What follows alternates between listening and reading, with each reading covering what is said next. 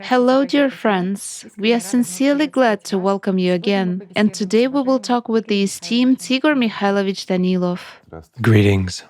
Igor Mikhailovich, in the previous video, we discussed that in every person there are both an angel and a demon. And of course, one should never forget about this, because as soon as a demon begins to dominate a human as personality, laziness and the desire for power appear on the spiritual path. But sometimes the scenario may even be worse when there is a substitution of reality, and when the devil appears to a person in the image of the angels of light, or conversely, makes a person think that he has already achieved something himself, that he has achieved some kind of angelic rank in the hierarchy. And of course, the following questions arose. Does this mean that such people never had a spiritual goal, but only worldly interests, that they were not looking for God's love, but strove only for magic and power? No, of course not. Often people have a noble goal, and this goal is spiritual salvation. It's just that we should not forget that the devil is very strong. As long as we live our simple, ordinary human life, we don't notice that. We don't know it. We live being so engrossed in the material world. We have so many problems that we don't even have time to look in a mirror, let alone the soul, as they say. Therefore, we do not see the devil, we do not see who manipulates us, and we do not actually see whether we live or not. It's enough for an ordinary person to think a little bit, and the world becomes kind of like surrealism. It's not some kind of an altered reality, it just turns into a sort of nightmare. If a person stops at least a little bit in our common, everyday running and takes at least a slight look at himself in his life, when can he think about God if even moments of peace frighten him? When he begins to analyze, why is he here at all? And who is he? Meanwhile, many people often start pondering, what is the meaning of human life? A simple question. To be born, so to say, to fulfill a standard program, to plant trees, to give birth to children, to build houses, and that's it. And what for? There's sort of an excuse. Well, everyone lives like that, both animals and humans. What is the difference between them? The difference, friends, is that there is a soul in a human being. And since there is a soul, a representative of the spiritual world, then there must be a demon, a representative of Satan's world. And we often do not see this very representative. We don't even have an idea of where he is or who he is. It is easy to judge people who think they are something or someone and things like this, or who supposedly have lost their way. But has a person lost his way, or is this his way? This is also a serious question. For example, a person aspired to the spiritual world, but he fell into temptation. Somewhere, Satan gave him a little or a lot of power over people. A person who had already tasted that cake, he couldn't tear himself away from it, like a calf from its mother. He became completely engrossed in that. However, in the beginning, he even did his best, or followed the spiritual path, and he felt that it was his path. But then he fell into an illusion. He was surrounded by the same kind of people who had the same problems as he.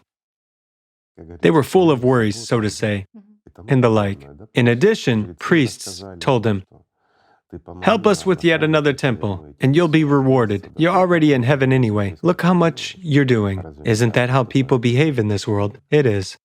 And the person forgot himself. He was distracted. But don't be too quick to judge him, because he may come back. Maybe that's what he needs. And it's not that the devil defeated him, but rather, God permitted that. It's the same about the fact that some people begin to think of themselves as angels, that they are already saints, that they have achieved something in this world. But that's another test. And there is also no need to judge them. It may be like another springboard for a person in his life. He seems to have fallen, but he can also rise. Right? Why jump to conclusions? Everything will become clear in the end. And, I'll also say this. We go through life with steady steps, each in their own direction. Some aspire to what is spiritual, others to what is mundane. It doesn't matter. Just like in the mundane, people fall, rise, and overtake others. So in the spiritual, even those who have fallen can rise and overtake you.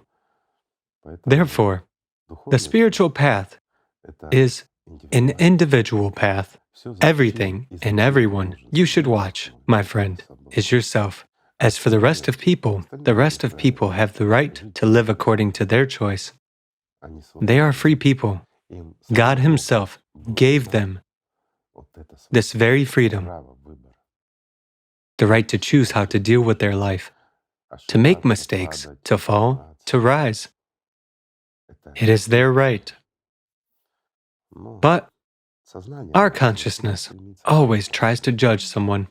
You know, Igor Mikhailovich, guys have also observed that sometimes a lot of attention is invested in the image of the final goal. And we actually received a lot of questions like, what will happen later when a person becomes an angel? And what will be beyond the lotus of the utmost boundary? And what will happen when I reach the 33rd level or the 33rd dimension? What does it all lead to? It leads to joining Freemasonry, at the very least. It is they who have the 33rd level, kind of the 90th degree or something else, right? On the spiritual path, there is no tape measure, no measurements, nothing. That's why there are no levels. There's a path, and this path is eternal. And what is so remarkable about the spiritual path, in my opinion, is that if a person has embarked on it, it is forever, for eternity. I mean, no matter how much a person develops, no matter how much he strives for perfection, and the ultimate goal in this case is spiritual perfection, it's impossible to achieve it. That's why this path is beautiful, because a person can develop forever. Is it bad? Eternal development. It's not that he must develop all the time. But if a person stops, if he doesn't strive for development, those are the demon's tricks in this case. If there is no desire inside to grow every day and take a new step, then this person is already rolling down the mountain and not going up. There is such a good example. It's a little bit associative, but it gives a clear understanding about our life, especially about the spiritual path. Imagine that every human being is born somewhere in the middle of a mountain.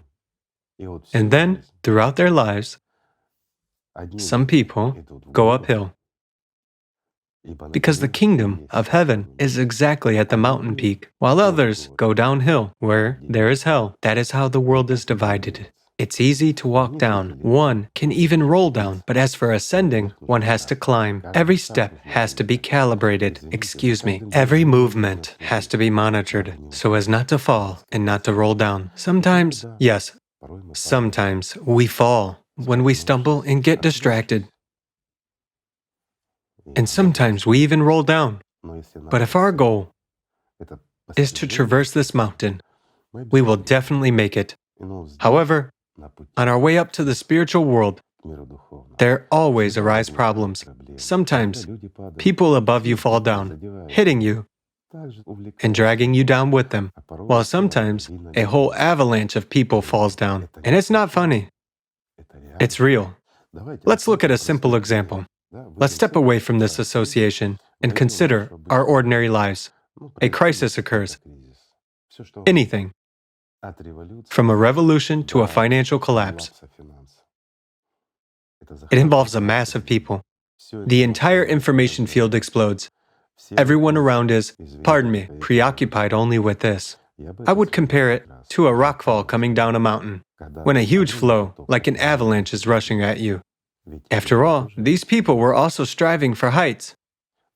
But they were distracted by the news and the media, those very events that are taking place. And as soon as they were distracted, started to think about earthly things, and lost their goal, they were immediately seized by the demon. And what does the demon do?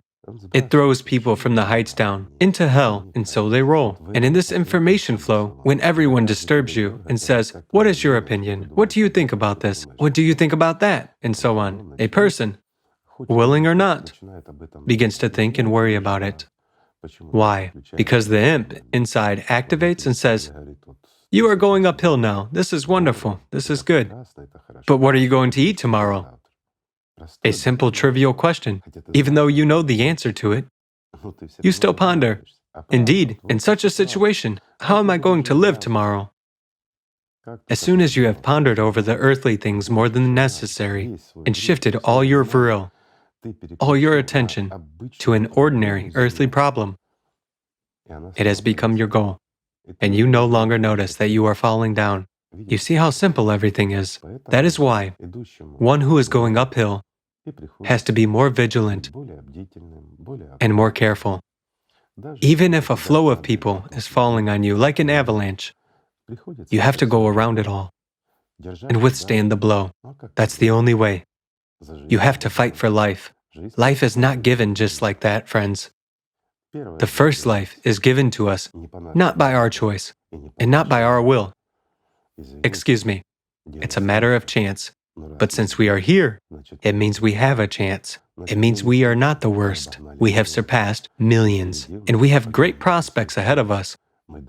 We deserve to climb up this mountain. A question remains, why aren't we climbing up? And the answer is simple, because the devil is strong. That's the point. Sometimes he leads us astray. He leads us into selfishness. That is his function, and this must be clearly understood. It is his job to prevent those who are unworthy of it from ascending. Just that, nothing more. You see how simple everything is. Yes, Igor Mikhailovich, these are very important insights right now. You know, consciousness draws for many people that they're already holy, that they're already glowing with the brightest light on their spiritual path, but... Such people can be envied, right? But you know, very many, a prevailing majority of people actually write about the phenomenon which occurs with them at the beginning of the spiritual path. As soon as they begin to study consciousness, as soon as they start working on themselves, they realize that they have even become somehow worse. Before the spiritual path, they somehow positioned themselves as positive, good people. Before the spiritual path, their entire glade was well trimmed and it was And beautiful. then a person has suddenly become so bad and filthy. There are a lot of weeds. A whole life is not enough to pluck them all out. Quite right. What is this phenomenon? Why do sins, let's say, become more and more numerous when a person... This is not a phenomenon. This is a natural course of events, and everyone goes through this. I'll explain it very simply, friends. As long as we live in our three-dimensional world, as long as we are concerned with our health, our stomach, and how to tease our neighbor with new clothes or a new car, everything is sort of simple for us. Everything is clear and easy. We are normal, good people. Sometimes we go to our temples, and sometimes we just recall God. At least, that's already a lot, right? I mean, we are all spiritual people, and everything is fine with us. But as soon as a person embarks on the spiritual path, serious metamorphoses take place at this stage. The person begins to get rid of those weeds inside him, of that power of Satan, of those strings which Satan pulls to move our body and our tongue, to play our emotions like strings. And this is where we realize to what extent we are mired in slavery and how much work we should do to make our glade really clean, because it is entirely covered with weeds. This is actually a result of the spiritual path. And this is wonderful. Why? Because only when you get rid of Satan can you enter heaven. And to become free, you must study the enemy in order to defeat him, right? That is exactly why such phenomena arise. Because a person works on himself, he strives for the spiritual world, and his goal is life. He doesn't want to be, excuse me, a dead man. He doesn't want to be a subpersonality. He wants to be alive. He wants to be a worthy one among the worthy. And that is the noblest desire and aspiration.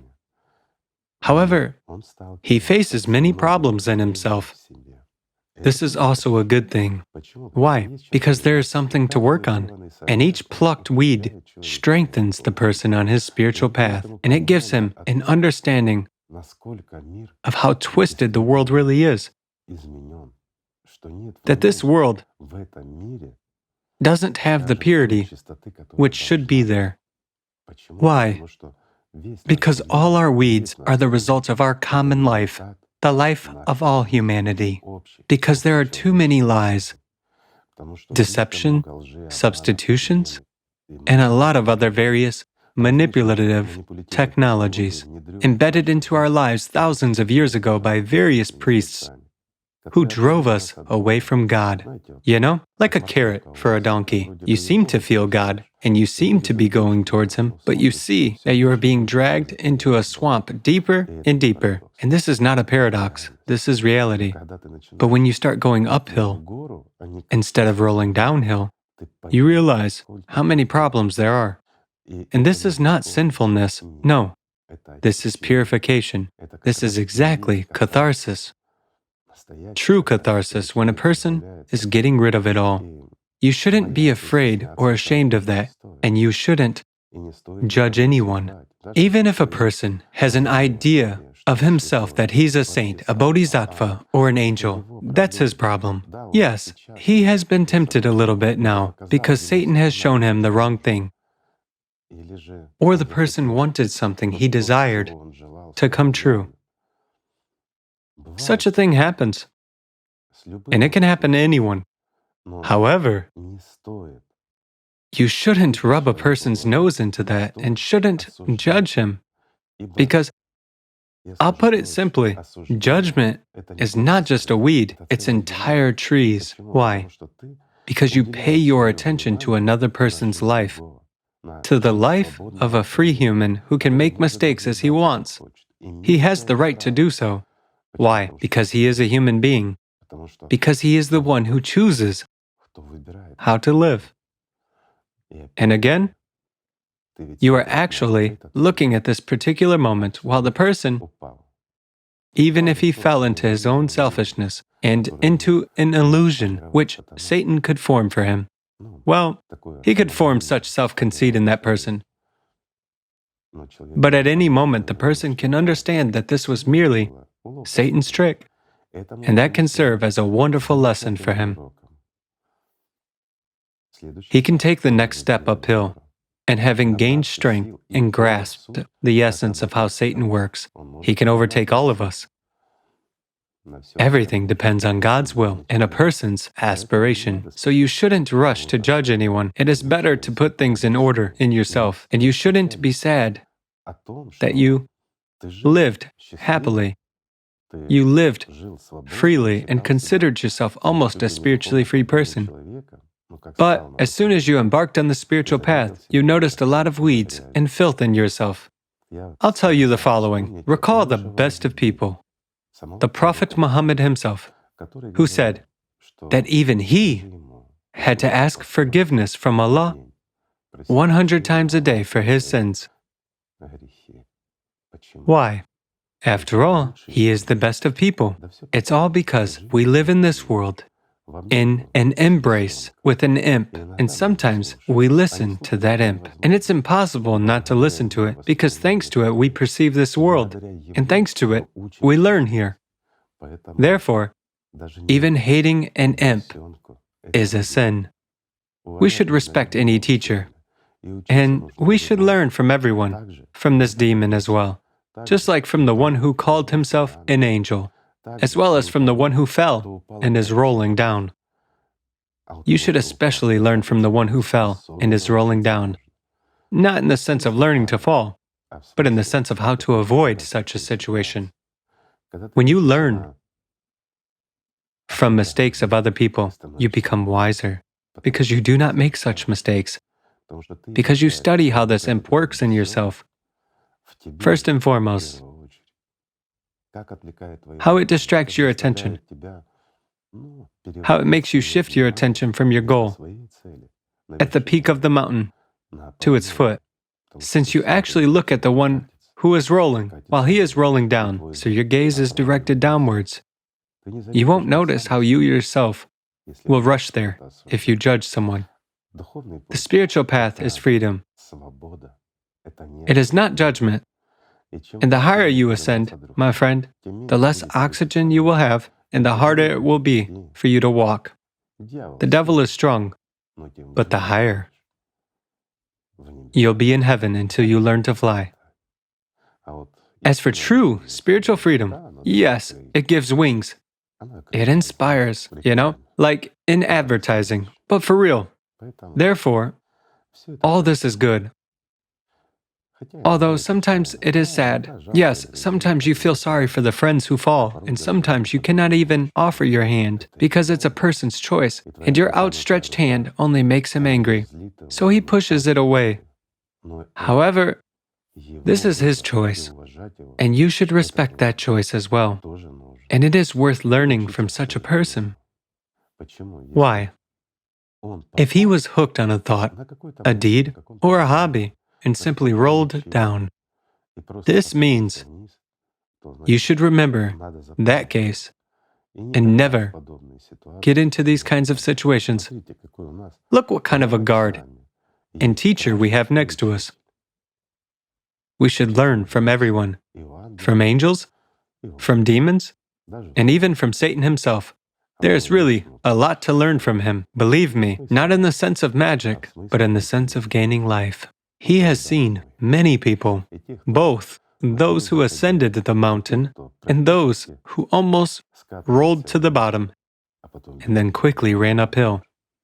He has seen all sorts of things. He has even seen those who nearly approached the peak and then jumped into his arms. Satan has seen such people as well.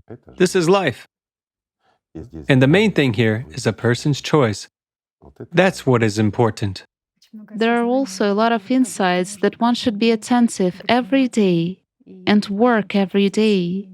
Thanks exactly to such inner work on oneself and thanks to the cultivation of love, this very steady rise takes place. One should rely on the firm support of love and not on the shaky supports of the material world. Only on love.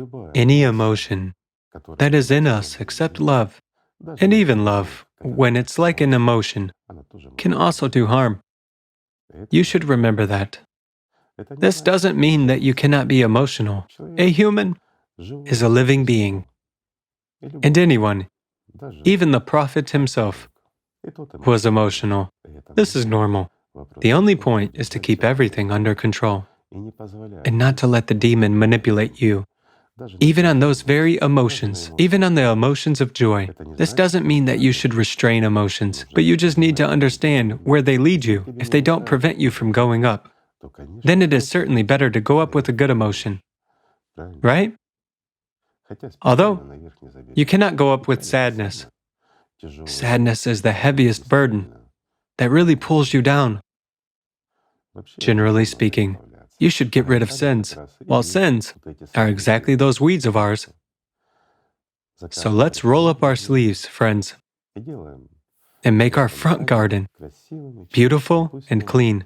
Let good, fragrant flowers grow there. So that this beautiful front garden is fragrant with God's true grace. Well, again, everything depends on a person. Everything is in our hands. So, my friends, let us simply love each other, because only through love can we gain life eternal. Thank you very much. Thank you so much, Igor Mikhailovich. Thank you, friends. Thank you for everything. Thank you for being here. Thank you for not forgetting us. Thank you for helping those who need it now. Thank you for supporting those who fall. And thank you for not falling yourselves. Peace be with you.